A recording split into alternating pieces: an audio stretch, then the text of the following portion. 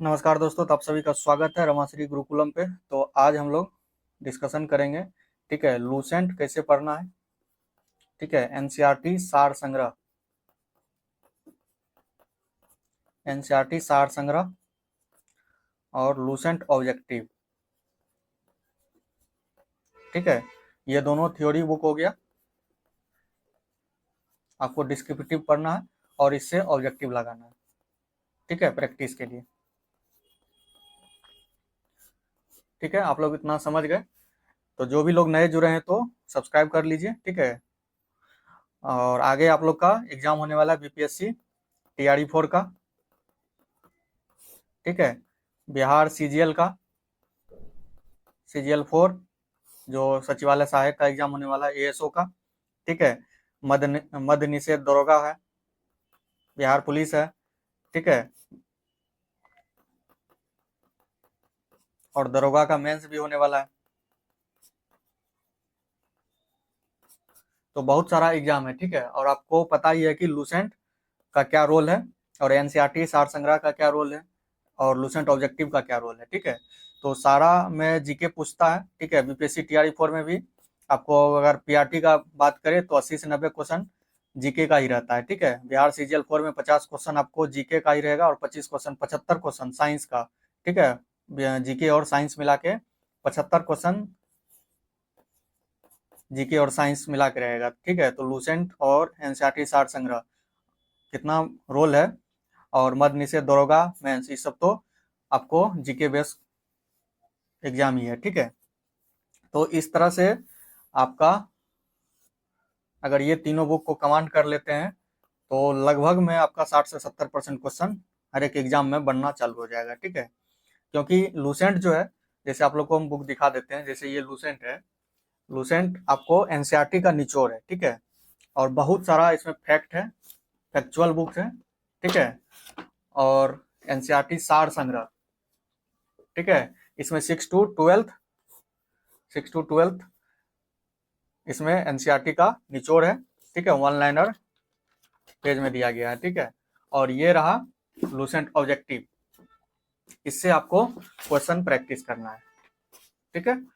Chapter wise दिया हुआ है, टॉपिक वाइज दिया हुआ है, ठीक है। आपको लूसेंट से पढ़ना है, लूसेंट से पढ़ना है और लूसेंट ऑब्जेक्टिव से क्वेश्चन को प्रैक्टिस करना है, ठीक है।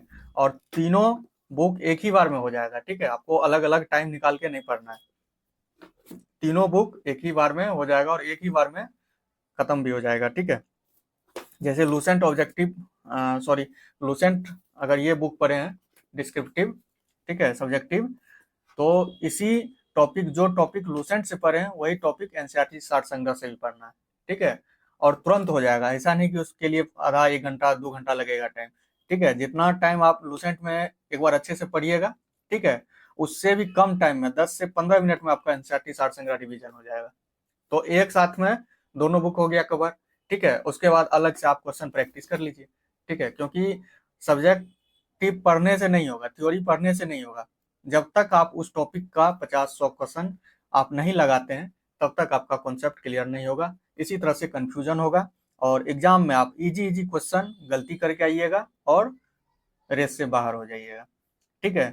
तो क्वेश्चन जितना प्रैक्टिस कीजिएगा उतना आपका डाउट क्लियर होगा, ठीक है। तो इस बुक को हमेशा साथ में रखना है, ठीक है। जब भी टाइम मिले बस निकाले, 50-25 क्वेश्चन लगा दिए। लगाने में कितना टाइम लगेगा? 15 से 20 मिनट लगेगा, 25-50 क्वेश्चन, ठीक है। तो इसलिए क्वेश्चन जितना प्रैक्टिस कीजिएगा उतना आपका क्लियर हो जाएगा।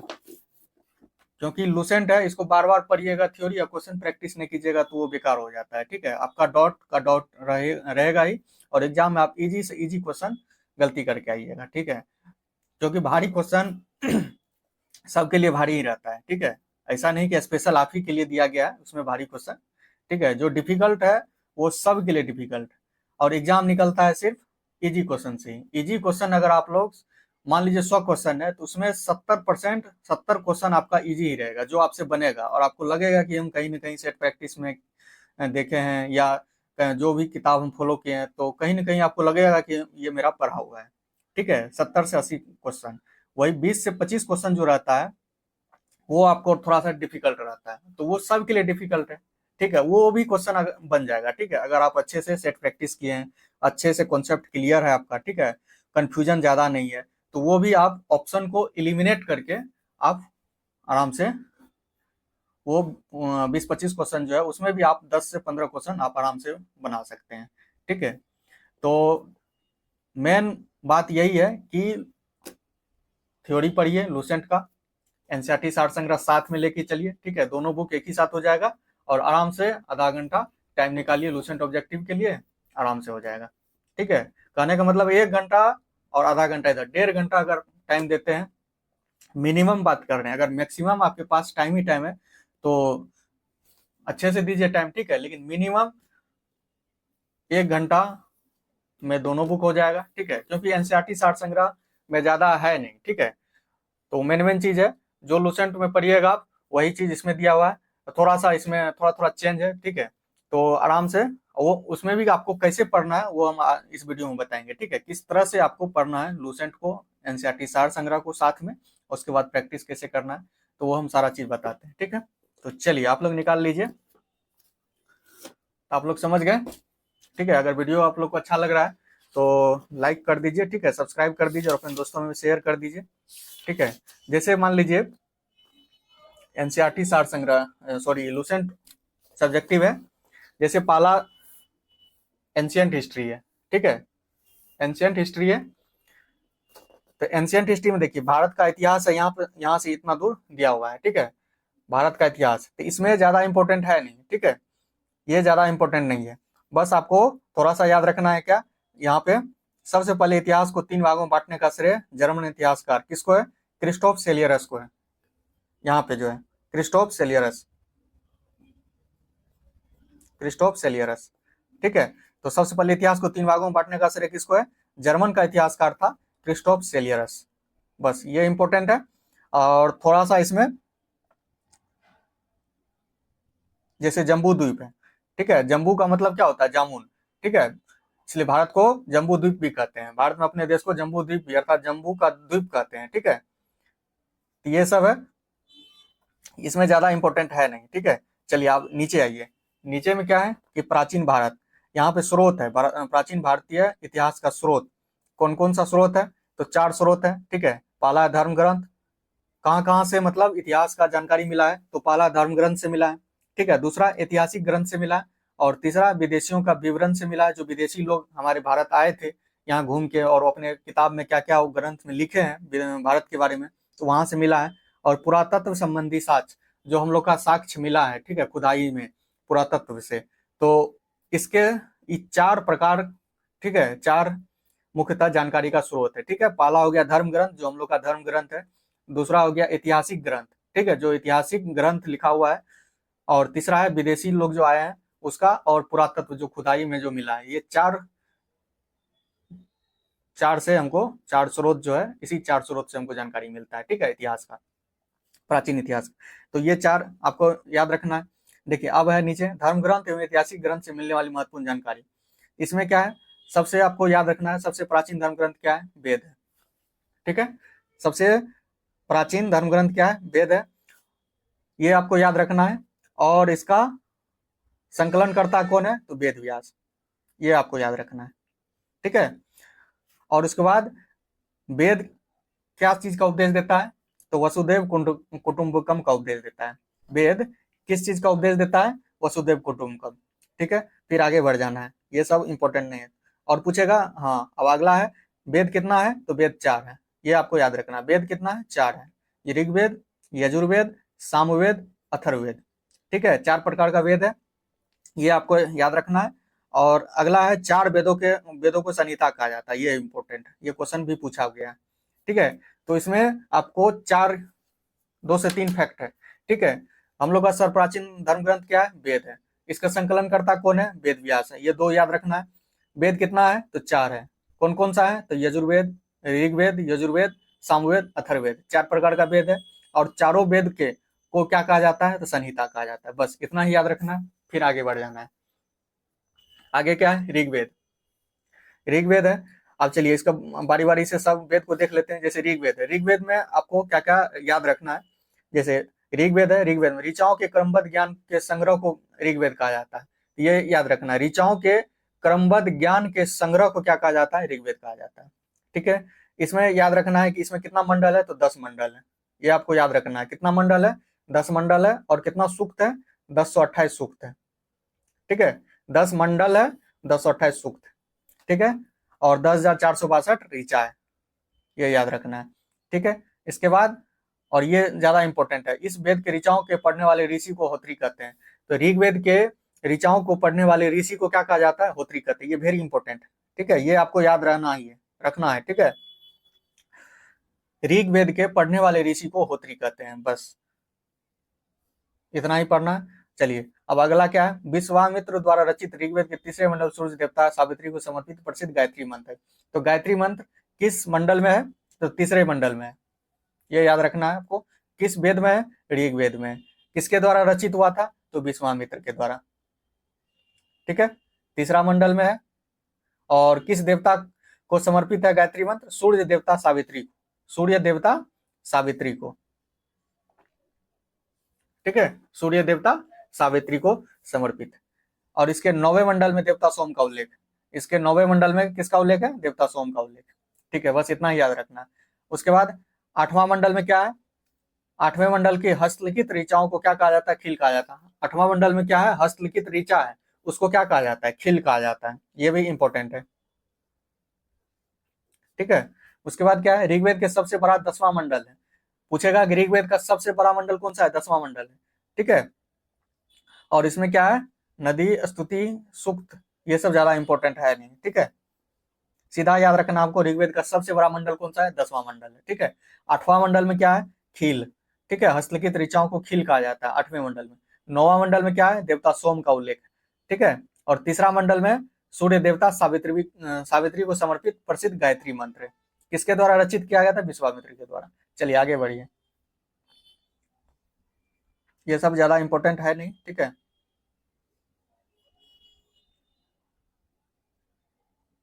हाँ ये इंपॉर्टेंट है। ऋग्वेद के कई परिच्छेदों में प्रयुक्त अदन्य जिसका वध नहीं किया जाता है शब्द का संबंध गाय से। अदन्या शब्द का संबंध किससे है? गाय से।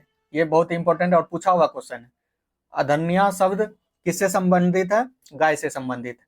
हाँ, और ये भी इंपॉर्टेंट है, ऋग्वेद में ब्रह्म का उल्लेख तो है किंतु आत्मा का नहीं है। ये इंपॉर्टेंट है, ऋग्वेद में ब्रह्म का उल्लेख है लेकिन आत्मा का नहीं है। तो ये अगर इस तरह से भी क्वेश्चन घुमा सकता है कि ऋग्वेद में आत्मा का उल्लेख किस वेद में नहीं है? तो ऋग्वेद में नहीं है। ब्रह्म का उल्लेख किस वेद में है? तो ऋग्वेद में है। इस तरह से क्वेश्चन आपको घुमा सकता है। ठीक है, तो ये भी इंपॉर्टेंट है। बस इतना ही है। चलिए, ये जो इसमें क्या है? ईसा पूर्व और ईसवी के बारे में दिया गया है। ठीक है, बीसी और एडी के बारे में। बीसी बिफोर क्राइस्ट, ठीक है, और एडी एनो डोमिनी। तो इसमें दिया हुआ है कि ईसा मसीह के जन्म से लेके जब जन्म शुरू होता है, जब जन्म होता है तो उससे जो ईस्वी प्रारंभ हुआ था उसको एडी कहते हैं। ठीक है, ईस्वी कहते हैं। और बिफोर क्राइस्ट, ईसा मसीह के जन्म से पूर्व जो भी है वो बीसी कहलाता है। ठीक है, तो बस इतना ही है इसमें। खाली फुल फॉर्म याद रखिए, बीसी का before the birth of Jesus Christ, before Christ. और एडी का होता है एनो डोमिनी। ठीक है, एडी का मतलब होता है ईसा मसीह के जन्म के बाद जो शुरू होता है ईस्वी, उसी को एडी बोलते हैं। और ईसा मसीह के जन्म के बाद पहले जो शुरू होता है उसको बीसी कहते हैं। बस इतना ही याद रखना है। चलिए, ये इंपॉर्टेंट है। वामना अवतार के 3 पगों का आख्यान का प्राचीनतम स्रोत कौन सा है? ऋग्वेद है। वामना अवतार के 3 पगों के आख्यान का प्राचीनतम स्रोत ऋग्वेद है। ठीक है, इतना आपको याद रखना है। चलिए, इसमें और कुछ याद नहीं रखना, आगे बढ़िए।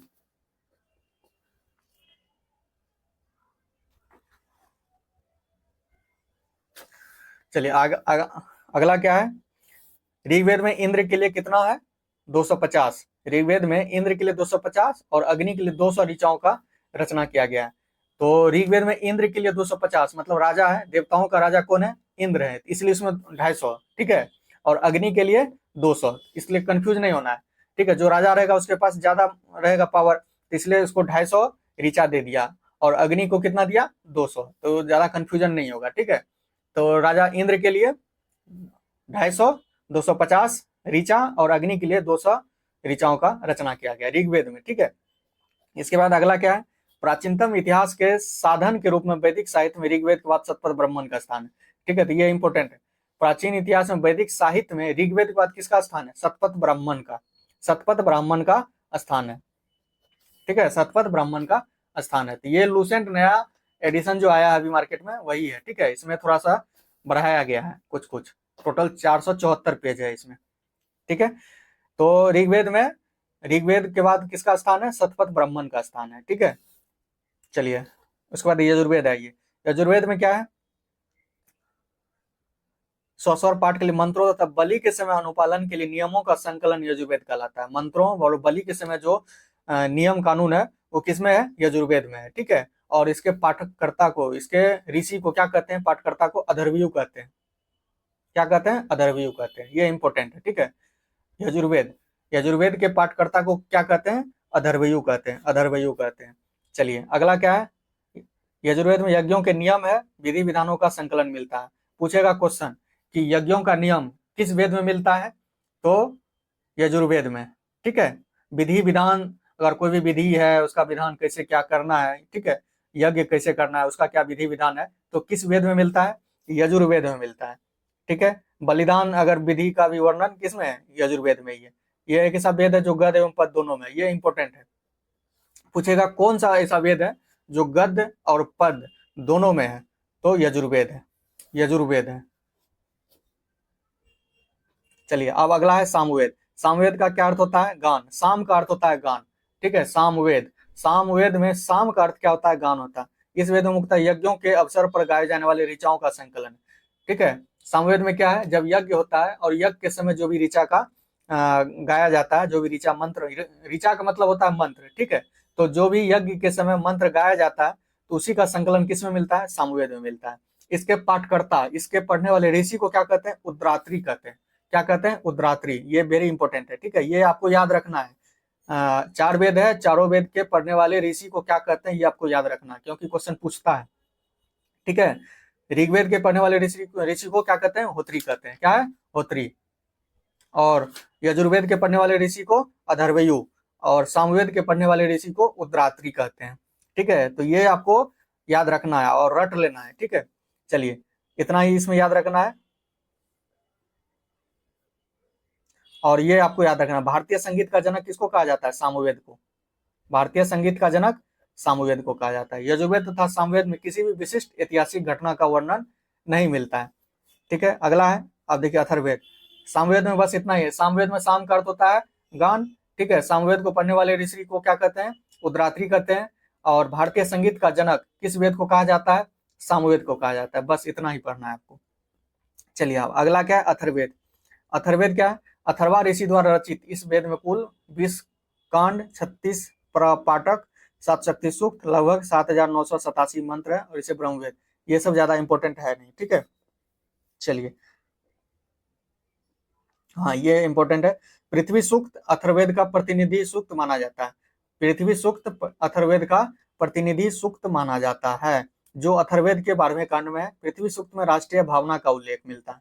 ठीक है, तो पृथ्वी सूक्त अथर्ववेद का क्या प्रतिनिधि सूक्त माना जाता है? पूछेगा कि अथर्ववेद का प्रतिनिधि सूक्त किसको माना जाता है? पृथ्वी सूक्त को माना जाता है। ठीक है, इसके बाद है इसमें मानव जीवन के सभी पक्षों, गृह निर्माण, कृषि की उन्नति, व्यापारिक मार्गों का वाहन, रोग निवारण, समन्वय, विवाह, प्रणय गीत, राजभक्ति, राजा का चुनाव, बहुत से वनस्पतियों, औषधियों, साप, वशीकरण, प्रायश्चित, मातृभूमि महात्मा का विवरण दिया। कुछ मंत्रों में जादू टोने का भी वर्णन है। तो जो भी मानव से रिलेटेड है, मानव क्या खाएगा, घर बनाएगा, उसके साथ रोग है, ठीक है, विवाह है, विवाह संस्कार, साप, वशीकरण है, ठीक है, जादू टोना, जो भी है सारा वेद, सारा उल्लेख किसमें है? अथर्ववेद में। ठीक है, ये आपको याद रखना है। अगला क्या है? अथर्ववेद में परीक्षित को कुरुओं का राजा कहा गया। ये इंपॉर्टेंट है। अथर्ववेद में परीक्षित को कुरुओं का राजा कहा गया, तो ये इंपॉर्टेंट है कि परीक्षित को कुरुओं का राजा कहा गया किस वेद में? अथर्ववेद में। तथा कुरु देश की समृद्धि का अच्छा चित्रण मिलता है। ठीक है, कुरु देश के समृद्धि का अच्छा चित्रण किस वेद में मिलता है? अथर्ववेद में। चलिए ये इंपॉर्टेंट है। इसमें सभा एवं समिति को प्रजापति की 2 पुत्रियां कहा गया है। इसमें सभा एवं समिति को प्रजापति की 2 पुत्रियां कहा गया। ये इंपॉर्टेंट। ठीक है, चलिए अब अगला क्या है? वेदों की भी कई शाखाएं हैं जो वैदिक अध्ययन और व्याख्या से जुड़े विभिन्न दृष्टिकोणों का प्रतिनिधित्व करती है। साकल शाखा, ठीक है, तो ये सब ज्यादा इंपॉर्टेंट नहीं है। चलिए ये नोट नीचे में जो है नोट करके आपको पिंक बॉक्स में जो भी दिखेगा उसको आपको हमेशा याद रखना है, ठीक है। पिंक बॉक्स में जो भी है उसको अच्छे से रट लेना है, वो क्वेश्चन बार बार पूछता है, ठीक है। तो सबसे प्राचीन वेद कौन सा है? ऋग्वेद है। और सबसे बाद का वेद कौन सा है? अथर्ववेद है। सबसे प्राचीन ऋग्वेद, सबसे बाद का वेद अथर्ववेद, ठीक है, ये याद रखना। चलिए अब आगे बढ़िए। अब है ब्राह्मण, आरण्यक तथा उपनिषद। इसमें क्या क्या इंपॉर्टेंट है, चलिए इसमें देख लेते हैं। चलिए इसमें एक इंपॉर्टेंट है, इसमें क्या है कि वैदिक साहित्य में ऋग्वेद के बाद किसका स्थान है? शतपथ ब्राह्मण का स्थान है, ठीक है, ये इंपॉर्टेंट है, ये आपको याद रखना। दूसरा पॉइंट, उपनिषदों की संख्या कितना है? 108 है, ये इंपॉर्टेंट है, ठीक है। और ये इंपॉर्टेंट है, स्त्री की सर्वाधिक गिरी हुई स्थिति किस में दिया गया है? मैत्रेयनी संहिता से प्राप्त होता है। मैत्रेयनी संहिता में क्या दिया गया है कि स्त्री की सर्वाधिक गिरी हुई स्थिति था, ठीक है। तो कौन सा संहिता? मैत्रेयनी संहिता से प्राप्त होता है, जिसमें जुआ और शराब की भांति स्त्री को पुरुष का तीसरा मुख्य दोष बताया गया है, ठीक है। तो स्त्री का सर्वाधिक गिरी हुई स्थिति किस संहिता से प्राप्त होता है? मैत्रेयनी संहिता से प्राप्त। तो ये इंपॉर्टेंट है, हाँ ये भी इंपॉर्टेंट है। शतपथ ब्राह्मण में स्त्री को पुरुष की अर्धांगिनी कहा गया है, ये भी आपको याद रखना है। और ये इंपॉर्टेंट है, जावलो उपनिषद में चारों आश्रमों का उल्लेख मिलता है, तो ये वेरी इंपॉर्टेंट है कि चारों आश्रमों का उल्लेख किस उपनिषद में मिलता है? तो जावलो उपनिषद, जावलो उपनिषद में, ठीक है, जावलो उपनिषद में चारों आश्रमों का उल्लेख मिलता है। अगला क्या है? स्मृति ग्रंथों में सबसे प्राचीन और प्रामाणिक मनुस्मृति मानी जाती है, तो ये आपको याद रखना है। स्मृति ग्रंथ में सबसे प्राचीन और प्रामाणिक मनुस्मृति माना जाता है, ठीक है, मनुस्मृति, ये इंपॉर्टेंट। और यह किस काल का ग्रंथ है? शुंग काल का मानक ग्रंथ, ठीक है, शुंग काल का मानक ग्रंथ।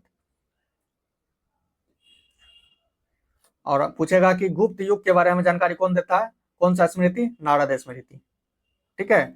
मनुस्मृति किस काल का जानकारी देता है? शुंग काल का, ठीक है। गुप्त काल का नारद, गुप्त काल का नारद, नारद गुप्त हो जाता था, ठीक है, गुप्त काल का नारद, ठीक है। और शुंग, मनुस्मृति, मनुस्मृति, मनु, मन, मन, शुंग, ठीक है, शुंग काल का, ठीक है। मन क्या होता है? सूंघते रहता है, इधर से उधर भटकते रहता है, ठीक है। तो इसलिए शुंग काल का मनुस्मृति जानकारी देता है, जबकि गुप्त काल का नारद स्मृति जानकारी देता है, ठीक है। चलिए ये सब इंपॉर्टेंट था। चलिए बस इतना ही आपको इसमें याद रखना है, ठीक है। इसमें इतना ही आपको याद रखना है कि उपनिषद की संख्या कितना? 108 है, ठीक है। ऋग्वेद के बाद किसका स्थान आता है? शतपथ ब्राह्मण का स्थान आता है, ठीक है। चार आश्रमों का उल्लेख कहाँ मिलता है? तो जावलो उपनिषद में मिलता है। पुरुष को अर्धांगिनी बताया गया, पुरुष की स्त्री को पुरुष का अर्धांगिनी बताया गया है किस ग्रंथ में? तो शतपथ ब्राह्मण में, ठीक है। नारद स्मृति किस युग का जानकारी देता है? गुप्त युग के बारे में। मनुस्मृति शुंग काल का, ठीक है। तो ये सब याद रखना है। चलिए अब है वेदांग एवं सूत्र। वेदांग और सूत्र, वेदांग कितना वेदांग है? तो 6 वेदांग है, आपको ये याद रखना, 6 वेदांगों का रचना हुआ है, 6 वेदांग है। वेदों को भली भांति समझने के लिए वेदांग का रचना हुआ है, ठीक है। वेदांग क्या होता है कि वेद को हम अच्छे तरीके से भली भांति समझ सके, इसलिए वेदांग का रचना हुआ है। कितना वेदांग है? तो 6 वेदांग है, ठीक है, 6 वेदांग है। कौन कौन सा है? शिक्षा है, कल्प है, निरुक्त है, व्याकरण, छंद और ज्योतिष, 6 प्रकार का वेदांग है, ठीक है। शिक्षा, कल्प, निरुक्त, व्याकरण, छंद और ज्योतिष, ये 6 प्रकार का वेदांग है। वैदिक साहित्य को अक्षुण्ण बनाए रखने के लिए सूत्र साहित्य का ये ज्यादा इंपॉर्टेंट है नहीं, ठीक है।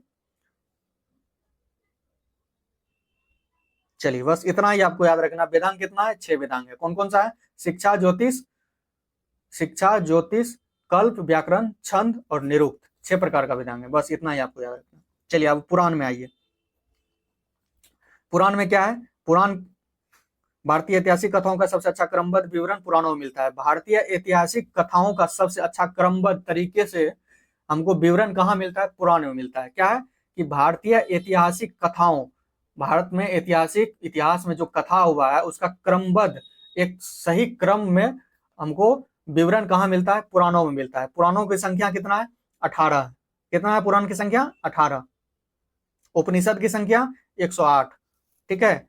उपनिषद की संख्या 108, पुराण का संख्या 18 है। ठीक है। इसके रचयिता कौन है? लोमहर्ष और उसके पुत्र था उग्रसर्वा। अगर पुराण का अगर रचयिता पूछेगा तो कौन है? लोमहर्ष और उसका पुत्र था उग्रसर्वा। पुराण का रचना किया। टोटल पुराण कितना है? 18, जिसमें से केवल 5, जैसे मत्स्य हो गया, वायु हो गया, विष्णु हो गया, ब्राह्मण हो गया और भागवत में ही राजाओं की वंशावली पाई जाती है। सिर्फ 5 पुराण में ही राजाओं की वंशावली पाई जाती है। कौन कौन सा?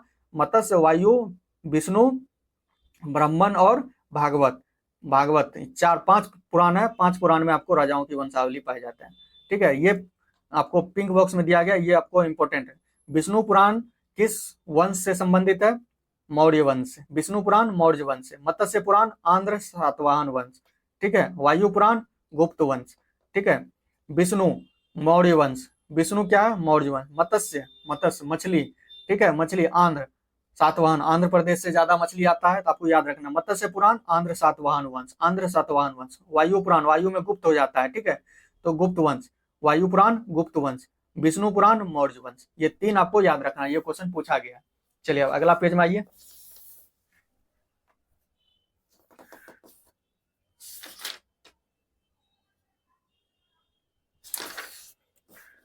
अधिकतर पुराण सरल संस्कृत श्लोक में लिखे गए हैं। ठीक है, अधिकतर पुराण किस भाषा में लिखा गया? संस्कृत श्लोक में लिखा गया, ये इंपॉर्टेंट है।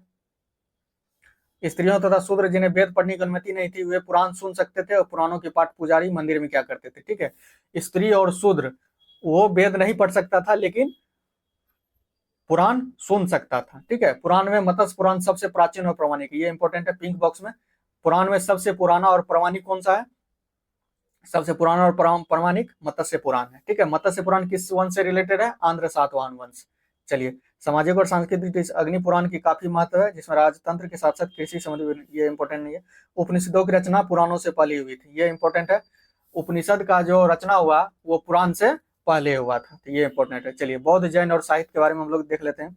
जातक में बुद्ध की पुनर्जन्म की कहानी वर्णित है, ये इंपॉर्टेंट है। पूछेगा कि जातक में किसकी कहानी वर्णित है? पुनर्जन्म की कहानी वर्णित है, तो बुद्ध की। जातक में बुद्ध की। हीनयान का प्रमुख ग्रंथ कथावस्तु है, जिसमें महात्मा बुद्ध का जीवन चरित्र अनेक कथानकों के साथ वर्णित है। ठीक है, हीनयान का प्रमुख ग्रंथ क्या है? कथावस्तु है। हीनयान का प्रमुख ग्रंथ कथावस्तु है। किस भाषा में है? पाली भाषा में। हीनयान का प्रमुख ग्रंथ कथावस्तु है, जो पाली भाषा में है। ठीक है, और जिसमें किसका वर्णन है? जीवन चरित्र महात्मा बुद्ध का। ठीक है, इसकी रचना स्थविर मोगलीपुत्र तीस ने लगभग 3री शताब्दी ईसा पूर्व में किया था। किसने किया था? मोगलीपुत्र तीस ने लगभग 3री शताब्दी ईसा पूर्व में, ये इंपॉर्टेंट। जातक में किसका है? बुद्ध का। कथावस्तु में किसका है? महात्मा बुद्ध का। ठीक है, चलिए अगला है, जैन साहित्य को आगम कहा जाता है। जैन को आगम कहा जाता है। जातक बुद्ध का, आगम जैन का। ठीक है, जैन साहित्य को आगम कहा जाता है। जैन धर्म का प्रारंभिक इतिहास कल्पसूत्र से ज्ञात होता है। जैन धर्म का प्रारंभिक स्रोत कल्पसूत्र से ज्ञात होता है। ठीक है, जबकि कथावस्तु से बुद्ध का, कल्पसूत्र से जैन धर्म का। इसके रचयिता कौन है? कल्पसूत्र का भद्रबाहु। ठीक है, इसमें तीर्थंकरों पार्श्वनाथ और महावीर स्वामी जीवन चरित्र का वर्णन है। ठीक है, ये सब इंपॉर्टेंट नहीं है। जैन ग्रंथों की रचना प्राकृतिक भाषा में हुआ था। किस भाषा में? प्राकृतिक भाषा में। चलिए, अर्थशास्त्र के लेखक कौन है? चाणक्य है। ठीक है, अर्थशास्त्र के लेखक चाणक्य है। इसी को कौटिल्य भी कहते हैं, इसी को विष्णुगुप्त भी कहते हैं, ये इंपॉर्टेंट है। और यह 15 अधिकरणों में और 180 प्रकरणों में विभाजित है। 15 अधिकरणों और 180 प्रकरणों में विभाजित है। ठीक है, अनुवाद सामशास्त्री, इसमें मौर्यकालीन इतिहास की जानकारी मिलता है। किसमें? अर्थशास्त्र में, कौटिल्य का। चलिए आगे बढ़िए। कलहन द्वारा रचित पुस्तक कौन सा है? राजतरंगिणी, राजाओं का नदी, इसका हिंदी होता है राजतरंगिणी। ठीक है, किसने लिखा है? राजतरंगिणी, कलहन ने लिखा है। कलहन द्वारा रचित है राजतरंगिणी। इसमें किसका? कश्मीर के इतिहास का, शासकों का वर्णन है। ठीक है, राजतरंगिणी में। चलिए अगला क्या है? अरबों के सिंध विजय का वृत्तांत चचनामा फतेहनामा मूल रूप से अरबी भाषा में था। अरबों के सिंध विजय का वृत्तांत किसमें है? चचनामा में। ठीक है, अरबों का सिंध विजय का वृत्तांत चचनामा में है। ठीक है, जो अरबी भाषा में था। इसका फारसी में अनुवाद 1226 में नसरुद्दीन कुवाचा के शासनकाल में अली बिन अबूर कुफी ने किया था। इसके बाद मीर कालीच बेग ने 1900 में चचनामा का अंग्रेजी हिंदी सिंधु, ये ज्यादा इंपॉर्टेंट नहीं है, ठीक है। चलिए आगे है अष्टाध्यायी, संस्कृत भाषा व्याकरण के प्रथम पुस्तक। अगर पूछेगा कि संस्कृत भाषा व्याकरण का प्रथम पुस्तक तो अष्टाध्यायी, ठीक है। इसका लेखक कौन है? पाणिनि है। चलिए इसके बाद आगे बढ़िए। अष्टाध्यायी में पहली बार लिपि शब्द का प्रयोग हुआ था, ये इंपॉर्टेंट है। अष्टाध्यायी में पहली बार लिपि शब्द का प्रयोग हुआ। चलिए आगे बढ़िए।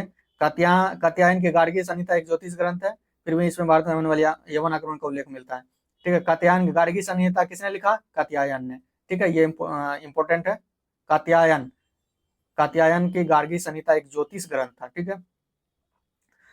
पतंजलि पुष्यमित्र शुंग के पुरोहित थे। पतंजलि किसके पुरोहित थे? पुष्यमित्र शुंग के पुरोहित थे। इनके महाभारत से शुंगों के इतिहास का पता चलता है, ठीक है। तो पतंजलि किसका पुरोहित था? तो पुष्यमित्र शुंग का। चलिए अब आगे विदेशी यात्रियों से मिलने वाले प्रमुख जानकारी। यूनानी रोमन लेख टेसियस, यह ईरान का राजवैद्य था। यह कहाँ का था? ईरान का राजवैद्य था टेसियस। भारत के संबंध में इसका विवरण आश्चर्यजनक कहानियों को परिपूर्ण होने के कारण अविश्वसनीय है, ठीक है। इसका सही से विवरण नहीं किया लेकिन इसलिए यह अविश्वसनीय है, ठीक है। इस पर विश्वास नहीं कर सकते। आश्चर्यजनक कहानी लिखा है तो ये विश्वसनीय है नहीं।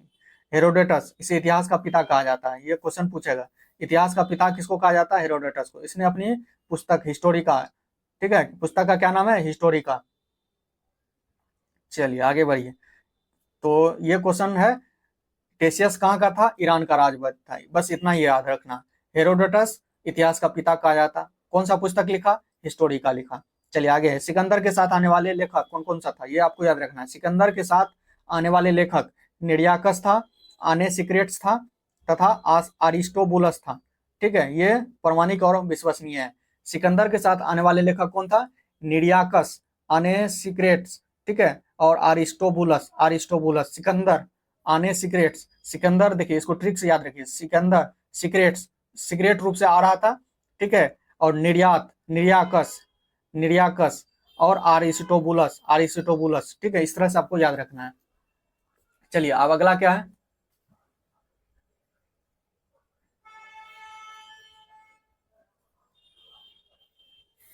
अगला है मेगास्थनीज। यह सेल्यूकस निकेटर का राजदूत था, ठीक है। ये सेल्यूकस निकेटर का राजदूत था जो चंद्रगुप्त मौर्य के राज दरबार में आया था। मेगास्थनीज किसका राजदूत था? सेल्यूकस निकेटर का राजदूत था जो चंद्रगुप्त मौर्य के दरबार में आया था। इसमें अपनी पुस्तक इंडिका से मौर्ययुगीन समाज की संस्कृति का विषय में मिलता है, ठीक है। मेगास्थनीज, इसने अपनी पुस्तक इंडिका लिखा, ठीक है। ये इंपॉर्टेंट है। इंडिका किसने लिखा? मेगास्थनीज ने। किसका राजदूत था? सेल्यूकस निकेटर का राजदूत था, ठीक है। किसके दरबार में आया था? ये भी क्वेश्चन पूछता है। चंद्रगुप्त मौर्य के दरबार में आया था। अगला है डायमेकस। यह सीरियन नरेश अंत्योकस का राजदूत था जो बिंदुसार के राज दरबार में आया था। तो ये क्वेश्चन पूछेगा कि किस राजा के दरबार में आया था? तो मेगास्थनीज किसके दरबार में आया था? चंद्रगुप्त मौर्य के दरबार में आया था। डायमेकस किसके दरबार में? बिंदुसार के दरबार में आया था, ठीक है। उसके बाद है डायोनीसियस। यह मिस्र नरेश टॉलमी फिलेडेल्फस का राजदूत था जो अशोक के राज दरबार में आया था। अशोक के राज दरबार में कौन आया? डायोनीसियस, ठीक है। बिंदुसार के दरबार में कौन आया? डायमेकस, ठीक है। उसके बाद है चंद्रगुप्त मौर्य के दरबार में कौन आया? मेगास्थनीज। टॉलमी, इसे दूसरी शताब्दी का भारत का भूगोल नामक पुस्तक लिखा। ये इंपॉर्टेंट है। भारत का भूगोल नामक पुस्तक किसने लिखा? टॉलमी ने लिखा। ये क्वेश्चन पूछा हुआ भी है। टॉलमी, ठीक है। भारत का भूगोल नामक पुस्तक किसने लिखा? टॉलमी लिखा। नेचुरल हिस्ट्री किसने लिखा? प्लिनी ने लिखा। ये सब इंपॉर्टेंट है, ठीक है। और एक और question, Periplus of the Erythraean Sea, ये भी इंपॉर्टेंट है। ये भी क्वेश्चन पूछा हुआ है। इस पुस्तक के लेखक के बारे में जानकारी नहीं है और यह लेखक करीब 80 ईस्वी में हिंद महासागर की यात्रा पर आया था, ठीक है, 80 ईस्वी में। और उसने उस समय के भारत के बंदरगाहों और व्यापारिक वस्तुओं के बारे में जानकारी दी है।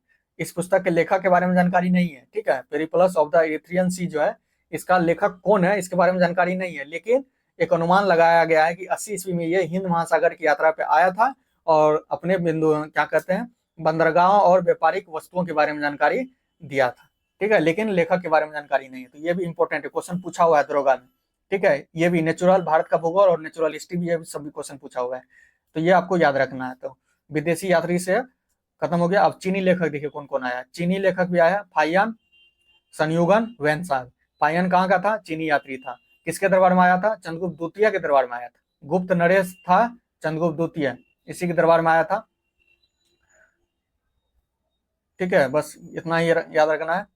उसके बाद है संयुगन। संयुगन कब आया था? 518 ईस्वी में भारत आया, और इसने अपने 3 वर्षों के अंदर में बौद्ध धर्म की प्राप्तियां एकत्रित की। तो संयुगन कब आया था? 518 ईस्वी में आया था। किस धर्म की प्राप्ति एकत्रित किया? बौद्ध धर्म का। ठीक है, उसके बाद ह्वेनसांग आया। ह्वेनसांग हर्षवर्धन के शासन में, हौ से ह्वेनसांग और हौ से हर्षवर्धन। ठीक है, इस तरह से याद रखना। हर्षवर्धन के शासनकाल में भारत आया था ह्वेनसांग, और ह्वेनसांग 629 ईस्वी में चीन से भारतवर्ष के लिए प्रस्थान किया, और लगभग 1 वर्ष की यात्रा के बाद सर्वप्रथम वह भारतीय राज्य कपिसा पहुंचा। ठीक है, ये भी इंपॉर्टेंट है, कपिसा पहुंचा, और 15 वर्ष ठहरकर 645 ईस्वी में चीन लौट गया था। तो ह्वेनसांग, हौ से ह्वेनसांग, हौ से हर्षवर्धन। तो हर्षवर्धन के शासनकाल में ह्वेनसांग आया, ठीक है, चीन से 629 ईस्वी में, और 645 ईस्वी में वह चीन लौट गया। बस इतना ही याद रखना है। और यह बिहार के नालंदा जिला स्थित नालंदा विश्वविद्यालय में अध्ययन करने आया था। किस विश्वविद्यालय में आया था? तो नालंदा विश्वविद्यालय में आया था अध्ययन करने। ठीक है, और भारत से बौद्ध ग्रंथ को एकत्रित कर ले जाने के लिए आया था। और इसका भ्रमण, ये जो भ्रमण किया भारत में आके, इसको किस नाम से प्रसिद्ध है? सी यू की। ये भी क्वेश्चन पूछा हुआ है। ठीक है, ह्वेनसांग के भ्रमण वृत्तांत को क्या कहा जाता है? सी यू की नाम से प्रसिद्ध है, जो 138 देशों का विवरण मिलता है। मतलब 138 देशों का वो भ्रमण किया था। इस भ्रमण को क्या बोला जाता है? सी यू की नाम से प्रसिद्ध है। ठीक है, चलिए अब अगला क्या है? बस इतना ही है, इसमें ज्यादा याद नहीं रखना। नोट में पिंक बॉक्स में क्या है? ह्वेनसांग के अध्ययन के समय नालंदा विश्वविद्यालय के कुलपति कौन थे? आचार्य शीलभद्र थे। ये इंपॉर्टेंट है। ठीक है, ह्वेनसांग के अनुसार, इसके अनुसार, किसके अनुसार? ह्वेनसांग, क्योंकि वो नालंदा विश्वविद्यालय पढ़ने आया था, तो उसी के अनुसार उस समय नालंदा विश्वविद्यालय के जो कुलपति था, कौन था? आचार्य शीलभद्र था। और ये विश्वविद्यालय बौद्ध दर्शन के लिए प्रसिद्ध था। ठीक है, ये इंपॉर्टेंट है। इत्सिंग, इत्सिंग 7वीं शताब्दी के अंत में भारत आया, और इसने अपने विवरण नालंदा विश्वविद्यालय, विक्रमशिला विश्वविद्यालय और अपने समय के भारत का वर्णन किया। ठीक है, तो ये ज्यादा इंपॉर्टेंट नहीं है। तो ये आपको याद रखना, फाहियान, संयुगन और ह्वेनसांग। फाहियान किसके शासनकाल में आया? गुप्त नरेश चंद्रगुप्त द्वितीय के दरबार में आया। संयुगन, ठीक है, ये 518 ईस्वी में भारत आया। ह्वेनसांग हर्षवर्धन के शासनकाल में आया। चलिए अब अगला है, अरबी लेखक कौन कौन सा? अलबरूनी, ये भी क्वेश्चन पूछा गया। यह महमूद गजनवी के साथ भारत आया था। अलबरूनी किसके साथ आया था? महमूद गजनवी के साथ। चलिए, अलबरूनी ख्वारिज्म या खीव का रहने वाला था। कहाँ का रहने वाला था? अलबरूनी ख्वारिज्म या खीव का रहने वाला था। अरबी में लिखी हुई इसका कृति क्या है? किताब उल हिंद या तहकीक हिंद, भारत की खोज, आज भी इतिहासों के लिए एक महत्वपूर्ण स्रोत है। तो ये क्वेश्चन पूछा हुआ है कि किताब उल हिंद किसने लिखा? अलबरूनी ने लिखा। या उसी का दूसरा नाम है तहकीक हिंद, किसने लिखा? अलबरूनी ने लिखा। किसके साथ भारत आया था? महमूद गजनवी के साथ भारत आया था। ठीक है, तो ये आपको याद रखना, और पूछा हुआ क्वेश्चन है तो रिपीट होगा। ठीक है, उसके बाद है, चलिए आगे, इब्न बतूता। इब्न बतूता, इसके द्वारा अरबी भाषा में लिखा गया, इसका यात्रा वृत्तांत रेहला कहा जाता है। ठीक है, अरबी भाषा में लिखा गया, इसका यात्रा वृत्तांत रेहला कहा जाता है। ठीक है, रेहला, ये भी इंपॉर्टेंट है। इसके द्वारा अरबी भाषा में लिखा गया, इसका यात्रा वृत्तांत क्या कहलाता है? रेहला कहलाता है। और ये इंपॉर्टेंट है, 1333 में दिल्ली पहुंचने पर इसके विद्वता, मतलब विद्वता से प्रभावित होकर सुल्तान मोहम्मद बिन तुगलक ने इसे दिल्ली का काजी न्यायाधीश नियुक्त किया। किसको? इब्न बतूता को। कब? 1333 ईस्वी में। चलिए आगे है,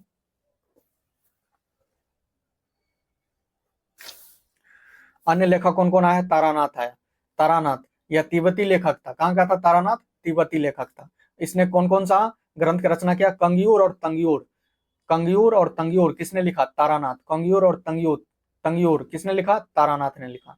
बस इतना याद रखना। मार्को पोलो, मार्को पोलो यह 13वीं शताब्दी के अंत में पांड्य देश की यात्रा पर आया था। ठीक है, 13वीं शताब्दी के अंत में पांड्य देश की यात्रा पर आया था मार्को पोलो। इसका विवरण पांड्य इतिहास के अध्ययन के बारे में उपयोगी मिलता है। ठीक है, मार्को पोलो किस देश की यात्रा पर आया था? किस देश की यात्रा? पांड्य देश की यात्रा पर आया था मार्को पोलो 13वीं शताब्दी में। चलिए अगला है, पुरातत्व संबंधी साक्ष्य से मिलने वाली जानकारी क्या क्या है? देखिए, भारतीय पुरातत्व का पितामह किसको कहा जाता है? अलेक्जेंडर कनिंघम को। ये इंपॉर्टेंट है। भारतीय इतिहास पुरातत्व शास्त्र का पितामह, भारतीय पुरातत्व शास्त्र का पितामह किसको कहा जाता है? अलेक्जेंडर कनिंघम को कहा जाता है। चलिए ये इंपॉर्टेंट है, ये ज्यादा इंपॉर्टेंट नहीं है।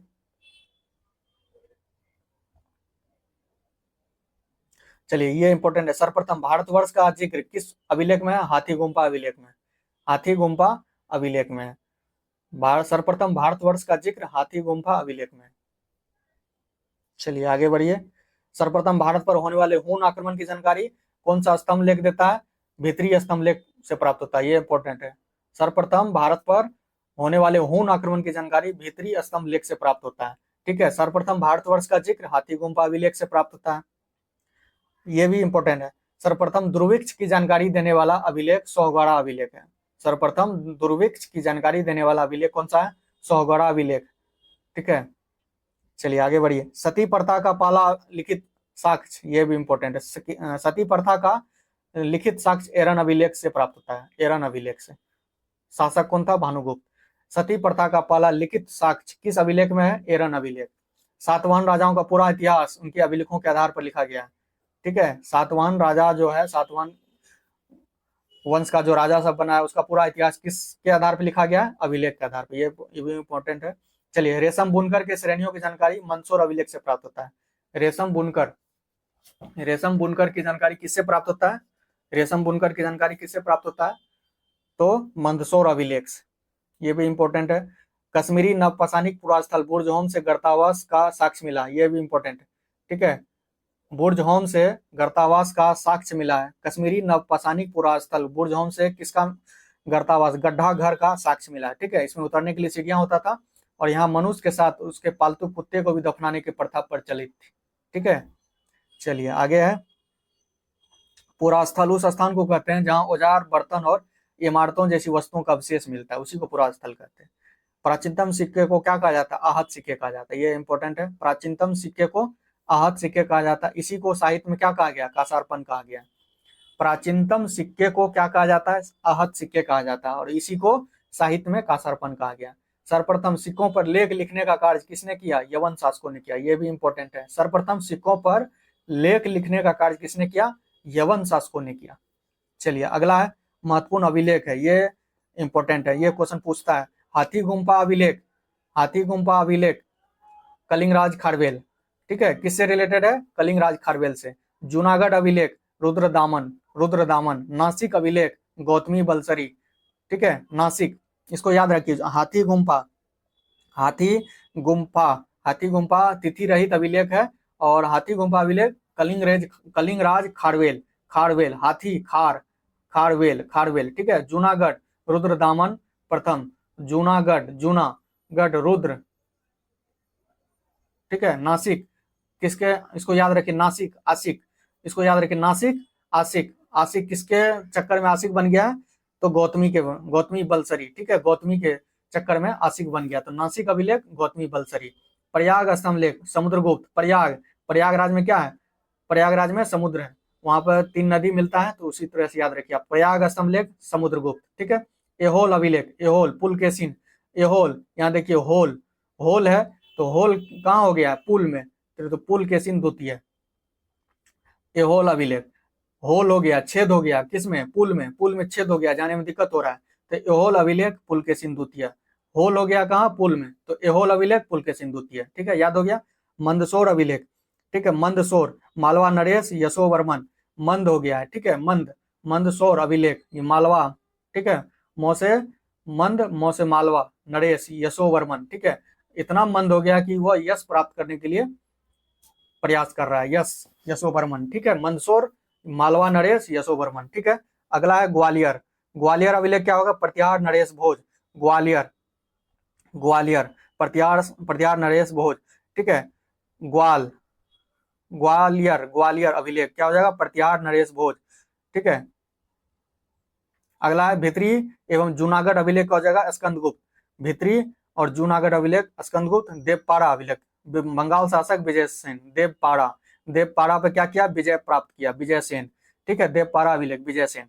इसे संस्कृत में पहला लंबा शिलालेख जारी करने का श्रेय दिया जाता है, किसको? रुद्रदामन प्रथम को संस्कृत में पहला लंबा शिलालेख जारी करने का श्रेय दिया जाता है। ये सब इंपॉर्टेंट, इसको तो आप लोग रट लीजिएगा। ठीक है, ये जो पिंक बॉक्स वाला है आपको याद भी हो गया होगा थोड़ा। एहोल अभिलेख होल हो गया, किसमें? पुल के सिंधु द्वितीय। मंद, ठीक है, मंद हो गया, यश प्राप्त करने के लिए उसका दिमाग मंद हो गया, तो इसलिए मालवा नरेश यशोवर्मन। ग्वालियर भोज करने के लिए ग्वाला से दूध लिया। ठीक है, तो ग्वालियर प्रतिहार नरेश भोज ग्वालियर। भित्री एवं जूनागढ़ स्कंद।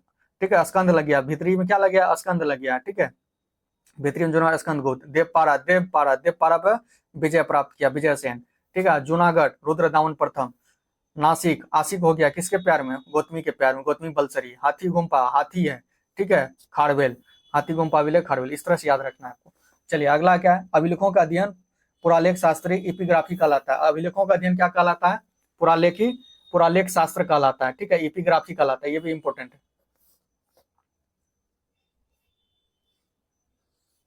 चलिए आगे बढ़िए, ये सब इंपॉर्टेंट। हाँ ये इंपॉर्टेंट है, समुद्र गुप्त का बिना बजाते हुए मुद्रा वाले सिक्के से उसके संगीत प्रेमी होने का प्रमाण मिलता है, ठीक है, समुद्रगुप्त का बिना बजाते हुए मुद्रा वाले सिक्के से उसके संगीत प्रेमी होने का प्रमाण मिलता है, ठीक है। अरिकमेडु से रोमन सिक्का प्राप्त हुआ है। कहाँ से रोमन सिक्का प्राप्त हुआ है, अरिकमेडु से रोमन सिक्का प्राप्त हुआ है, ठीक है। सबसे पहला भारत के संबंध वर्मा किससे है, बर्मा से है। उसके बाद मलाया, स्वर्णद्वीप, कंबोडिया और जावा से स्थापित हुआ था। सबसे पहला भारत का संबंध किससे हुआ था, बर्मा से, ठीक है, स्वर्ण भूमि, भारत वर्तमान में इसका नाम म्यांमार है, ठीक है। पहला संबंध किससे है, बर्मा से, उसके बाद मलाया से, उसके बाद कंबोडिया से, तब जावा, ठीक है, इससे प्राप्त हुआ है। तो इस तरह से हम लोग का पहला चैप्टर कंप्लीट हो गया। कितना लगा, 40 से 45 मिनट लगा हमको, ठीक है। अगर 1 घंटा भी रोज पढ़ते हैं तो समझ रहे हैं कि आपका 40 से 45 मिनट में आपका लूसेंट हो जाएगा और 15 से 20 मिनट में आपका एनसीईआरटी सार संग्रह, वही चीज पढ़ना है, वही चैप्टर पढ़ना है, तो तुरंत तुरंत आपका रिवीजन भी हो जाएगा। चलिए आप एनसीईआरटी निकाल लेते हैं, एनसीईआरटी सार संग्रह निकाल लीजिए आप लोग और देखिए उसको।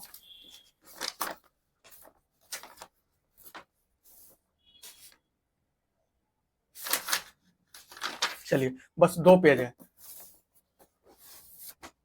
चलिए आप लूसेंट को थोड़ा सा साइड कीजिए, अब देख लीजिए एनसीईआरटी सार संग्रह, इसमें क्या सब है आप लोग को दिख रहा होगा। थोड़ा सा कमेंट कीजिएगा, अच्छे से अगर नहीं दिखेगा तो थोड़ा सा अलग तरीके से वीडियो बनाने का कोशिश करेंगे, ठीक है, जो आपको स्पष्ट दिखाई दे, ठीक है। लेकिन आज कष्ट कर लीजिए थोड़ा सा। चलिए आप देखिए एनसीईआरटी सार संग्रह में वही टॉपिक पढ़ना है, ठीक है, जो हम लोग लूसेंट में पढ़े हैं। इसमें क्या है, क्या क्या पढ़ना है, देखिए। प्राचीन भारत का ऐतिहासिक स्रोत है, किसी व्यक्ति, समाज और देश से संबंधित महत्वपूर्ण विशिष्ट सार्वजनिक क्षेत्रों, घटनाओं आदि कालक्रमिक विवरण, ठीक है, इतिहास कहलाता है, ठीक है। तो ये इंपॉर्टेंट नहीं है। इतिहास का पिता हेरोडोटस पढ़े थे, ठीक है, इतिहास का पिता हेरोडोटस पढ़े थे हम लोग लूसेंट में भी। आगे बढ़िए, प्राचीन भारत के इतिहास संबंधित प्रथम वास्तविक पुस्तक किसको माना जाता है, राजतरंगिणी को माना जाता है, ये भी हम लोग पढ़े थे। उत्कीर्ण चिन्ह वाले प्राचीनतम सिक्के को क्या कहा जाते हैं, आहत सिक्के कहा जाते हैं। उत्कीर्ण चिन्ह वाले प्राचीनतम सिक्के को क्या कहा जाता है, आहत सिक्के कहा जाता है, ये भी लूसेंट में पढ़े हैं अभी। सिक्कों के अध्ययन को क्या कहा जाता है, मुद्रा शास्त्र, ठीक है। अभिलेखों के अध्ययन को एपिग्राफी, यहाँ पे सिक्कों के अध्ययन को मुद्रा शास्त्र, ठीक है। न्यूमिसमेटिक्स, न्यूमिसमेटिक्स कहा जाता है, न्यूमिसमेटिक्स कहा जाता है, सिक्कों के अध्ययन न्यूमिसमेटिक्स। चलिए आगे बढ़िए, ये प्रागैतिहासिक खोज प्रारंभ, ये ज्यादा इंपॉर्टेंट नहीं है। चलिए आगे बढ़िए, भारतीय इतिहास के अध्ययन में संबंधित प्री हिस्टोरिका इंडियनिका किसकी रीति है, ये भी इंपॉर्टेंट नहीं है। चीनी यात्रियों ने अपनी यात्रा वृत्तांत के लिए किस शब्द का प्रयोग, इंतु। चीनी यात्रियों ने अपने यात्रा वृत्तांत में भारत के लिए किस शब्द का प्रयोग किया है, इंतु। किसका प्रयोग किया, इंतु का, चीनी यात्री ने। चलिए आगे बढ़िए, उत्कीर्ण लेखों का अध्ययन अभिलेख एपिग्राफी कहलाता है, वही अभी अभिलेखों का अध्ययन क्या कहलाता है, या अभिलेखा एपिग्राफी कहलाता है। चलिए भारतवर्ष के नाम हम लोग पढ़े थे लूसेंट में, भारतवर्ष का उल्लेख किस अभिलेख में है, हाथी गुम्फा अभिलेख में, हाथी गुम्फा अभिलेख में। किस राजा से है, कलिंग राज खारवेल, ठीक है। चलिए अगला है, भारत, प्राचीन भारत में सर्वप्रथम सुनियोजित इतिहास किसने तैयार किया, बी.ए. स्मिथ ने किया था, ये ज्यादा इंपॉर्टेंट नहीं है। चलिए आगे बढ़िए, हाँ ये हम लोग पढ़े थे। प्राचीन भारतीय इतिहास को जानने के लिए किन स्रोतों के जानकारी मिलता है, 4 तरह से हम लोग पढ़े थे। एक धार्मिक ग्रंथ मिलता है, उसके बाद ऐतिहासिक ग्रंथ और पुरातत्व संबंधी साक्ष्य, ठीक है, और उसके बाद विदेशी लोग जो आए थे वो जो अपना यात्रा वृत्तांत लिखा है अपने ग्रंथ में, तो उससे 4 स्रोत से हमको भारतीय इतिहास के बारे में जानकारी मिलता है, ठीक है, ये इंपॉर्टेंट है। ये भी इंपॉर्टेंट है, ब्राह्मी लिपि को सर्वप्रथम किस विद्वान ने पढ़ा था, जेम्स प्रिंसेप ने पढ़ा, कब पढ़ा था, 1837 ईस्वी में पढ़ा था, ये इंपॉर्टेंट है। सर्वप्रथम प्राचीन ग्रंथ वेदों का संकलन करता किसको माना जाता है, वेद व्यास को माना जाता है, ये भी लूसेंट में हम लोग पढ़े थे। चलिए आगे क्या है, अगला है, पौराणिक मान्यता के अनुसार भारत का प्राचीनतम राजा कौन है, मनु है, ये तो आप लोग को पता ही होगा। वायुपुराण किस वंश से उल्लेखित है, वायुपुराण गुप्त, वायुपुराण गुप्त वंश, ठीक है, वायुपुराण गुप्त वंश। मत्स्य पुराण आंध्र सातवाहन वंश, ठीक है, और इसके बाद मौर्य वंश से कौन सा था, विष्णु पुराण। ये 3 पुराण आपको याद रखना है। यहाँ पे देखिए सिर्फ वायु पुराण दिया है, तो वायु पुराण गुप्त वंश से। कौटिल्य का अर्थशास्त्र किस वंश से है? मौर्य वंश से है। ये भी हम लोग लुसेंट में पढ़े हैं। जैन धर्म का आरंभिक इतिहास कल्पसूत्र से प्राप्त होता है।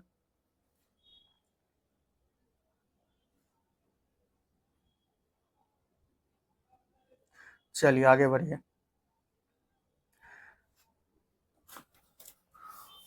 इसमें देखिए दूसरा पेज में क्या, मत्स्य पुराण किस वंश से? आंध्र सातवाहन वंश से। ठीक है, विष्णु पुराण मौर्य वंश से। ये सब इंपॉर्टेंट है। खरोष्टी लिपि किस प्रकार की लिपि है? दाएं से बाएं और लिखना। ठीक है, खरोष्टी लिपि दाएं से बाएं और लिखना। खरोष्टी लिपि दाएं से बाएं, ये भी इंपॉर्टेंट है, क्वेश्चन पूछा है। ठीक है, कौन सा लिपि दाएं से बाएं और लिखा जाता है? खरोष्टी लिपि। ठीक है, नारद स्मृति किस वंश से? गुप्त वंश से। ये भी इंपॉर्टेंट है। स्मृति ग्रंथ सबसे प्राचीन और प्रमाणिक मनुस्मृति माना जाता है। ये भी लुसेंट में पढ़े हैं। ठीक है, शुंग काल का मानक ग्रंथ कौन है? मनुस्मृति। ये भी लुसेंट में पढ़े हैं। ठीक है, स्त्री को पुरुष का अर्धांगिनी किस ग्रंथ को बताया? शतपथ ब्राह्मण ने बताया। ये भी लुसेंट में पढ़े हैं।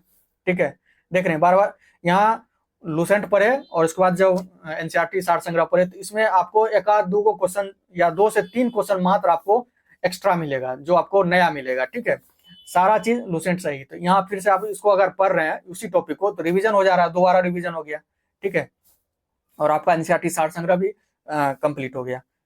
महाभारत का प्रारंभिक उल्लेख ये ज्यादा इंपॉर्टेंट नहीं है। ठीक है, चलिए पुरालेख विद्या से अभिप्राय शिलालेखों का अध्ययन है। ये भी हाँ ये इंपॉर्टेंट है। इब्न बतूता का यात्रा वृत्तांत किस नाम से प्रसिद्ध है? रेहला।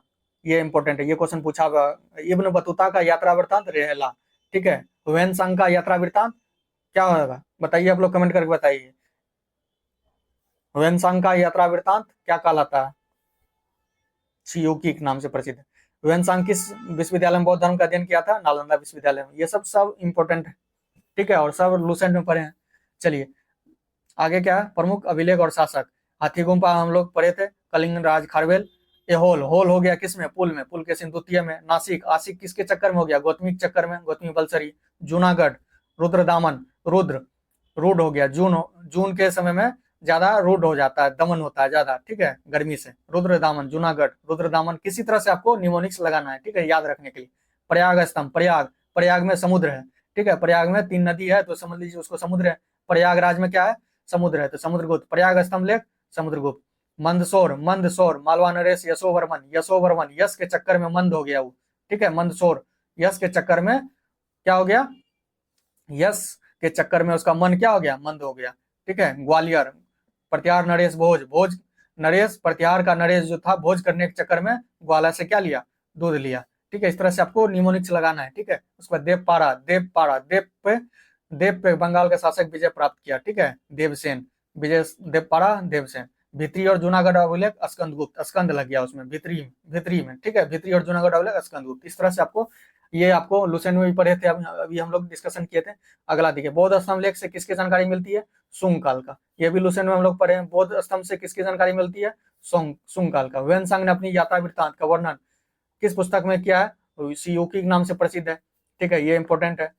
अरबी भाषा में पुस्तक किताबुल हिंद की रचना किसने? अल-बिरूनी ने। ये वीवीआई क्वेश्चन है। ठीक है, ये क्वेश्चन पूछा हुआ क्वेश्चन है बार बार। शियोकी भी बार बार क्वेश्चन पूछता है। ठीक है, अरबी भाषा में पुस्तक किताबुल हिंद का रचना किसने किया? अल-बिरूनी ने किया। चलिए देखिए, यहाँ पे ये लुसेंट में नहीं दिया था। मोरक्को की यात्री इब्न बतूता। इब्न बतूता किस देश का था? मोरक्को का था। ये इंपॉर्टेंट, कहाँ का था इब्न बतूता? मोरक्को का था। और भारत मोहम्मद बिन तुगलक के दरबार में आया था। कब आया था? 1333 में। तुगलक ने इसे दिल्ली का काजी नियुक्त किया गया। कब? 1333 ईस्वी में। 1333 ईस्वी में इसको दिल्ली का काजी नियुक्त किया। किसने किया था? मोहम्मद बिन तुगलक ने किया था। ठीक है, इब्न बतूता को किया था दिल्ली का काजी 1333 ईस्वी में। किस देश का था? तो मोरक्को का था। मोरक्को का था। ये लुसेंट में नहीं दिया। देखिए एक्स्ट्रा एक आध दो आपको फैक्ट मिलेगा जो आपको बैलेंस करेगा। ठीक है, मार्को पोलो द्वारा किस राज्य का यात्रा का उल्लेख मिलता है? पांड्य राज्य का मिलता है। ये आपको लुसेंट में भी था। ठीक है, लुसेंट में भी आप लोग पढ़े थे। मार्को पोलो का किस देश की यात्रा पाया था? पांड्य देश की यात्रा पाया था। ठीक है, पतंजलि के महाभाष्य से किस वंश का इतिहास? शुंग काल का। ठीक है, पतंजलि किसका पुरोहित था? तो पुष्यमित्र शुंग का पुरोहित था। तो शुंग है तो शुंग काल का। ठीक है, इस तरह से आपको रिलेट करना, ये सब इंपॉर्टेंट। चलिए नीचे देखिए, चीनी लेखकों का वर्णन है। फाहियान, फाहियान, फाहियान। ये समय आपको याद नहीं रखना है। ठीक है, ये ज्यादा इंपॉर्टेंट नहीं है, दिख रहा होगा आपको, ये ज्यादा इंपॉर्टेंट। फाहियान प्रथम चीनी यात्री था। कहाँ का था? किस देश का था? फाहियान चीन का था। किसके दरबार में आया था? चंद्रगुप्त द्वितीय, जिसको विक्रमादित्य भी कहते हैं, उसी के दरबार में आया था फाहियान। फाहियान, चंद्रगुप्त द्वितीय, फाहियान, ठीक है। और इसके कौड़िया और चंद्रगुप्त के राजप्रसाद के देवनिवेद बताया है, ठीक है। ये सब ज्यादा इंपॉर्टेंट नहीं है। ह्वेनसांग किसके दरबार में आया था? हौस ह्वेनसांग, हौस हर्षवर्धन के दरबार में आया, ठीक है। और शिलादित्य की उपाधि से विभूषित किया। इसने हर्ष को शिलादित्य की उपाधि किसने दिया था? ह्वेनसांग ने। इसने हर्षवर्धन को शिलादित्य की उपाधि दिया था, विभूषित किया। और इसने यात्रियों का राजकुमार, शाक्य मुनि, नीति का पंडित कहा गया था। ये इंपॉर्टेंट है। ह्वेनसांग आपको याद रखना चाहिए। किसके दरबार में आया? हर्षवर्धन के दरबार में आया, ठीक है। राजकुमार, यात्रियों का राजकुमार, ये इसे यात्रियों का राजकुमार, शाक्य मुनि, नीति का पंडित कहा गया है, ठीक है। किसको? ह्वेनसांग को। ह्वेनसांग को यात्रियों का राजकुमार, शाक्य मुनि, नीति का पंडित, ठीक है। अगला इत्सिंग, चीनी यात्री था जो नालंदा विश्वविद्यालय में अध्ययन करने आया था, ठीक है। सती प्रथा का प्रथम लिखित साक्ष्य 510 ईस्वी भानुगुप्त के एरन अभिलेख से प्राप्त होता है। ये भी लूसेंट में हम लोग पढ़े थे। नीचे में जो है सती प्रथा का उल्लेख किस अभिलेख में प्राप्त होता है? एरन अभिलेख से प्राप्त होता है, ठीक है। भानुगुप्त के एरन अभिलेख से प्राप्त होता है 510 ईस्वी में। तो ये सब इंपॉर्टेंट है। देखिए कितना टाइम लगा, 10 से 15 मिनट टाइम लगा। और एनसीईआरटी सार संग्रह भी है। कल दूसरा टॉपिक है पाषाण काल, ठीक है। तो बस 2 पेज में ही इसमें एनसीईआरटी सार संग्रह दिया है। 2-3 फैक्ट एक्स्ट्रा है, बस 2-3 आपको मिलेगा लूसेंट से एक्स्ट्रा, तो आपको इंक्लूड कर लेना। एक बैलेंस भी हो गया आपका, 2 बुक भी हो गया, एक कॉन्फिडेंस भी आ गया आपको, ठीक है। तो इसी तरह से आपको दोनों बुक साथ लेके चलना है, ठीक है। अब इसके बाद क्या करना है? 1 घंटा में आपका देख रहे हैं कि एनसीईआरटी भी हो गया, एनसीईआरटी सार संग्रह भी हो गया, और लूसेंट सब्जेक्टिव भी हो गया। अब आपको क्या करना है? आधा घंटा उसी टॉपिक का क्या करना है? प्रैक्टिस कर लेना है। देखिए निकालिए पहला टॉपिक, इधर सामान्य परिचय दिया गया। तो हम लोग अभी ये टॉपिक पढ़े थे, प्राग ऐतिहासिक काल, ऐतिहासिक स्रोत पढ़े थे, ठीक है। तो इसमें सारा क्वेश्चन वही दिया गया है, देख लीजिए क्या करा है। बीते युगों की घटनाओं के संबंध में जानकारी देने वाला स्रोतों को कहा जाता है ऐतिहासिक स्रोत, भौगोलिक स्रोत, राजनीतिक स्रोत, सामाजिक स्रोत, ऐतिहासिक स्रोत कहलाता है, ठीक है। तो वही सब सारा क्वेश्चन है। किस वेद में प्राचीन वैदिक युग की संस्कृति के बारे में सूचना दी गई है? वैदिक युग संस्कृति, ठीक है। त्रिपिटक धर्म ग्रंथ है। जातक किसका ग्रंथ है? ये सब हम लोग अभी पढ़े हैं। जातक, आगम, त्रिपिटक, मिलिंद पानो, ठीक है। कौटिल्य के अर्थशास्त्र पढ़े हैं। कलहन की पुस्तक का नाम क्या है? अष्टाध्यायी किसके द्वारा लिखा गया है? ठीक है। महाभाष्य के रचनाकार का नाम क्या है? ठीक है। कालिदास द्वारा रचित मालविका अग्निमित्र नाटक नायक था कौन? हर्षचरित किसके द्वारा लिखा गया है? विक्रमाचरित किसके द्वारा लिखा गया? चंद्रवरदायी द्वारा रचित ग्रंथ का क्या? इसमें भी आपको एक्स्ट्रा फैक्ट मिलेगा, ठीक है, जो लूसेंट में नहीं था। जैसे देखिए चंद्रवरदायी किसके द्वारा लिखा गया था? ये लूसेंट में नहीं था, या हो सकता है आगे मिलेगा, लेकिन जो टॉपिक पढ़े हम लोग उसमें नहीं है। तो आपको ये एक्स्ट्रा जो मिल रहा है उस सबको भी आपको इंक्लूड करते जाना है, या वही लूसेंट में जो सब्जेक्टिव है वहां पे आपको लिख लेना है कि चंद्रवरदायी का रचयिता कौन है, ठीक है। हर्षचरित किसके द्वारा लिखा गया, वो सब आपको इंक्लूड करते जाना है एक ही जगह, ठीक है, कि बार बार आपको 3 किताब नहीं निकालना पड़े, ठीक है। एक बार लूसेंट निकाले, एक्स्ट्रा फैक्ट भी आप अपने से इंक्लूड कर लिया, तो वो भी आपका रिवीजन हो गया। इसी तरह से देख रहे हैं सारा क्वेश्चन आपको करीब 80 क्वेश्चन है, टोटल 80 क्वेश्चन है। आपको 30 मिनट लगेगा 80 क्वेश्चन बनाने में, 30 मिनट से भी कम लगेगा, ठीक है। जो क्वेश्चन जान रहे हैं, जो नहीं जान रहे हैं, बस आंसर की दिया हुआ है यहाँ पे, बस अपना आंसर मार लिए, ठीक है, और उसको रट लिए, तो आपका रिवीजन हो गया, ठीक है। इस तरह से आपको आधा घंटा में इसको करना है कंप्लीट। सारा क्वेश्चन वही दिया होगा, एक आध दो दिया होगा, उसको नोट कर लेना लूसेंट सब्जेक्टिव वाली बुक में, ठीक है। इस बुक में आपको यहाँ पे ऊपर में लिख लेना है, ऊपर में जो भी खाली है जगह, यहाँ पे एक्स्ट्रा जो भी फैक्ट मिलेगा आपको इंक्लूड करते हुए जाना। या एनसीईआरटी सार संग्रह पढ़ रहे हैं तो वहां से जो भी एक्स्ट्रा फैक्ट मिला तो एनसीईआरटी लूसेंट में आपको इंक्लूड कर लेना है, ठीक है। तो ये आपको काम देगा कब? जब आपका एग्जाम कोई भी रहेगा, 10 से 15 दिन बचा हुआ, तो लूसेंट आप 10 से 15 दिन में इधर से उधर आप एक बार में कर सकते हैं सारा सब्जेक्ट, ठीक है। तो इसलिए ऐसा बोल रहे हैं कि आप एक्स्ट्रा फैक्ट भी इंक्लूड करते जाइए इस तरह से, ठीक है। क्योंकि 10 से 15 दिन में 4-4, 5-5 बुक आप रिवीजन नहीं कर सकते हैं, लेकिन लूसेंट को आप इधर से उधर कर सकते हैं 10 से 15 दिन में। तो इसलिए इसमें एक्स्ट्रा फैक्ट को आप इंक्लूड करते जाइए, ठीक है। इसी तरह से आपको ऑब्जेक्टिव लगा लेना है, ठीक है। ऐसा नहीं कि कल पे छोड़ देना है, परसों पे छोड़ देना, छोड़ना नहीं है। जिस दिन पढ़े हैं उसी दिन आपको प्रैक्टिस भी कर लेना है, तो आपको याद रहेगा कि हम जो अभी पढ़े हैं उसमें कितना चीज हमको याद है, ठीक है। तो इससे आपको पता चलेगा कि हमको कितना याद रह रहा है और कितना हम भूल जा रहे हैं, ठीक है। तो चलिए बस यही था। तो जो आपको काम देगा बीपीएससी टीआरई 4 में, जो भी बीपीएससी टीआरई 4 के कैंडिडेट हैं, ठीक है, बिहार सीजीएल 4 जो एएसओ बनना चाहते हैं सचिवालय में, उसके लिए बहुत ही इंपॉर्टेंट बुक है तीनों बुक, ठीक है। उसके बाद बिहार दरोगा का मेंस होने वाला है, मद्य निषेध दरोगा का 78 पोस्ट है अंदाज, उसका होने वाला है एग्जाम, ठीक है। तो बिहार पुलिस का भी जो है आगे बहुत सारा एग्जाम होने वाला है, तो बहुत सारा एग्जाम है। तो जीके का इतना आप लोग कर लेते हैं तो जीके क्वेश्चन आराम से बनेगा। उसके बाद मैथ रीजनिंग अपना अलग से पढ़ते रहिए, ठीक है। तो चलिए मिलते हैं। और एक और इम्पोर्टेंट बात, और लूसेंट का हम डिस्कशन सोच रहे हैं कि लाइव डिस्कशन चालू करें। तो आप लोग कितने लोग चाहते हैं कि लाइव डिस्कशन चालू करें हम, ठीक है।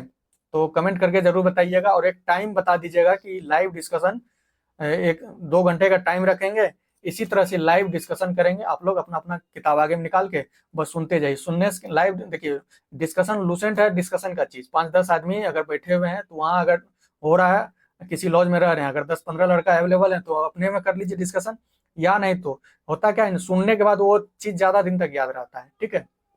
इसलिए डिस्कशन करना चाहिए जीके का।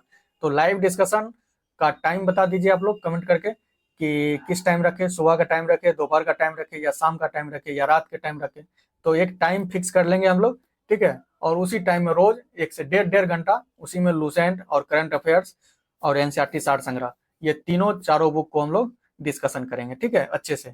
तो आप लोग कमेंट करके बताइएगा, ठीक है। और वीडियो कैसा लगा, वीडियो भी आप लाइक कर दीजिएगा, ठीक है। और कमेंट करके बताइएगा कैसा लगा, और आप लाइव डिस्कशन का एक टाइम बता दीजिए कि कब करना है, ठीक है। चलिए मिलते हैं फिर से नेक्स्ट वीडियो में, तब तक के लिए जय हिंद।